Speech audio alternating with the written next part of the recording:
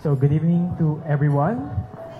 Thank you to everyone who attended our wedding, kahit na intimate lang siya, even if we are on a pandemic.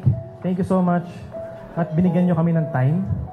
I would like to thank our God, our Lord, for blessing us with this wonderful marriage. Kahit na-start pa lang siya, I believe that we will be even better pag tagal, lalo habang tumatagal. Parang wine. Yes. Salamat to my family, kay Papa, kay Mama, sa sister ko, sa brother ko, and sa lahat na nag-attend. Also to Makaraig family, kay Mom na. Kay Dad. Mom and Dad. Daddy.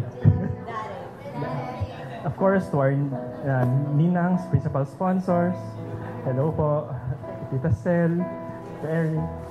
And then, our friends, si Tati Char, si Neil, sina Rachel, sina Dan, si Pai, Eunice. Konti lang yung friends namin today, but salamat sa pagpunta.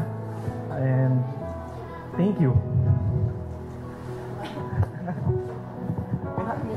Ako din, gusto ko mag-thank you sa lahat ng dumalo sa wedding namin. I know medyo risky dahil pandemic, pero sobrang happy kami na nandito kayo ngayon kahit na nakakatakot na lumabas ngayon dahil sa COVID. Na-appreciate namin yung presence niyo.